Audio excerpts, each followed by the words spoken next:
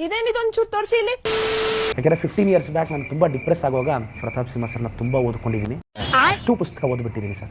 ಮತ್ತೆ ಅವ್ರ ಕಾಲಮ್ಗೆ ನಾನು ಫ್ಯಾನ್ ಸರ್. ಪ್ರತಾಪ್ ಸಿಂಹ ಸರ್ಗೂ ತುಂಬ ಫ್ಯಾನ್. ಏನಂದೆ ಇನ್ನೊಂದ್ಸಲ ಹೇಳು. ಪ್ರತಾಪ್ ಸಿಂಹ ಸರ್ಗೂ ತುಂಬ ಫ್ಯಾನ್.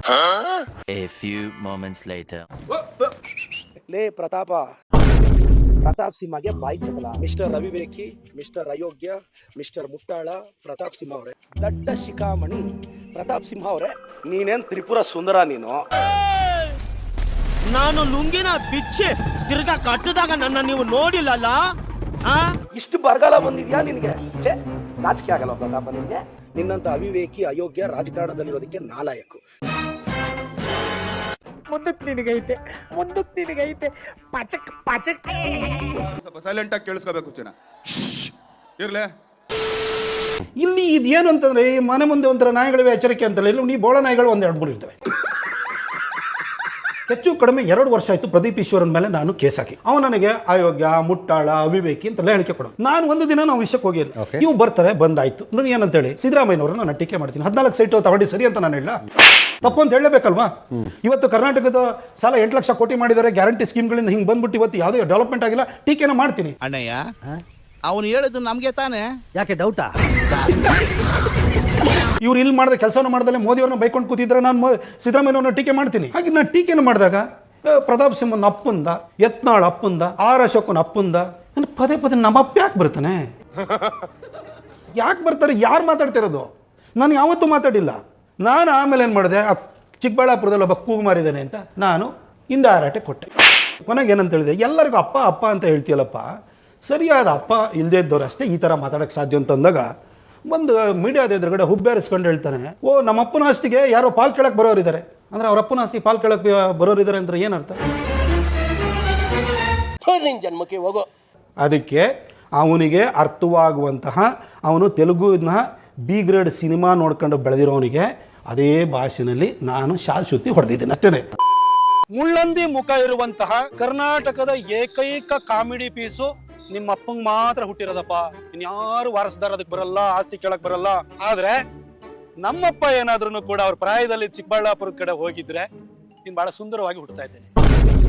ನೋಡಿ, ನಾನು ಒಂದು ಹೊಡೆತ ಹೊಡೆದೆ, ಅವನು 2 ಪ್ರೆಸ್ ಮೀಟು 3 ಚಾನಲ್ ಹೋಗಿ ಕುತ್ಕೊಂಡಿದ್ದಾನೆ. ಹೊಡೆತ ಹೆಂಗಿರ್ಬೋದು ನೀವು ಯೋಚನೆ ಮಾಡಿ.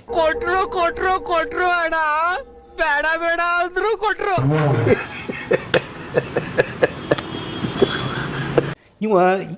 ಇನ್ನು ನನಗೆ ಒಂದೊಂದು ಸ್ವಲ್ಪ ಆಸ್ಪತ್ರೆ ಸೇರಿಸ್ಬೇಕಾಗುತ್ತನ್ನ. ಹೆಂಗೆಂಗೋ ಆಡ್ತಾನೆ. ಯಾಕೆ ಅಂತ ಹೇಳ್ತೀನಿ, 223 ಕ್ಷೇತ್ರದಲ್ಲಿ ಎಲ್ಲಿ ಬೇಕಾದ್ರೆ ನಿಂತ್ಕೊಳ್ಳಿ, ಅಶೋಕನ ಸೋಲಿಸ್ತೀನಿ, ಆಗ್ಲೋಗೆ ವಿಜಯಣ್ಣನ ಸೋಲಿಸ್ತೀನಿ, ಯತ್ನಾಳನ ಸೋಲಿಸ್ತೀನಿ. ಏನು ಮಾತಾಡ್ತೀರಿ ನೀವು?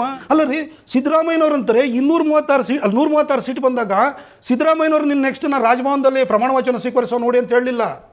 ಡಿಕೆನೇ ಹೇಳಲಿಲ್ಲ. ಇವನು ಯಾರು ನೆನ್ನೆ ಮೊನ್ನೆ ಏನೋ ಬಂದಿರೋನು, ಏನೋ ಸುಧಾಕರ್ ಮೇಲೆ ಸಿಟ್ಟಿಗೆ ಗೌಡ್ರುಗಳೆಲ್ಲ ತಲೆ ಕೆಟ್ಬಿಟ್ಟು ಅವ್ನಿಗೆ ಓಟ್ ಹಾಕ್ಬಿಟ್ಟು ಇವನು ಗೆದ್ದಿರೋನು. ಇವನು ಹೋಗ್ಬಿಟ್ಟು ರಾಜಭವನದಲ್ಲಿ ನೋಡಿ ಅಂತ ಹೇಳ್ತಾನೆ. ರಾಹುಲ್ ಗಾಂಧಿ ಕಿ ಒಂದು ಕಡೆ ವೇದಿಕೆಯಲ್ಲಿ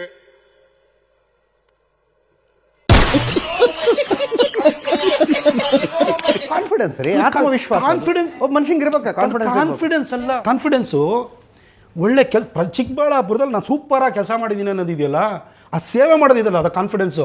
ಜನರು ನಾನು ಹೋಲಿಸ್ಕೋತೀನಿ ಅನ್ನೋದಿದೆಯಲ್ಲ, ಅದು ಕಾನ್ಫಿಡೆನ್ಸು. ನಮ್ಮಲ್ಲಿ ಹೆಂಗಾಗಿದೆ ಅಂದರೆ, ಒಬ್ಬ MLA ಆದವನಿಗೆ ಇಮಿಡಿಯೇಟ್ ಮಿನಿಸ್ಟರ್ ಆದವನಿಗೆ ಚೀಫ್ ಮಿನಿಸ್ಟರ್ ಆಗಬೇಕು.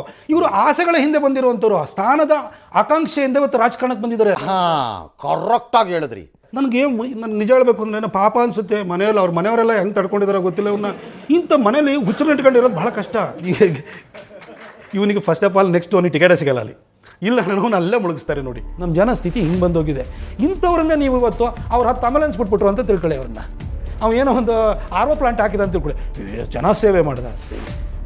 ನಾನು ಮೈಸೂರಿನಲ್ಲಿ ಪಿರಿಯಾಪಟ್ಟಣಕ್ಕೆ 239 ಕೋಟಿ ರೂಪಾಯಿ ಜಲಜೀವನ್ ಮಿಷನಲ್ಲಿ ತೊಗೊಂಡಿದ್ದು. ಪ್ರತಿಯೊಂದು ಮನೆಗೂ 303 ಗ್ರಾಮಕ್ಕೆ ಟ್ಯಾಪ್ಡ್ ವಾಟರ್ ಕೊಡ್ತಾ ಇದ್ದೀನಿ.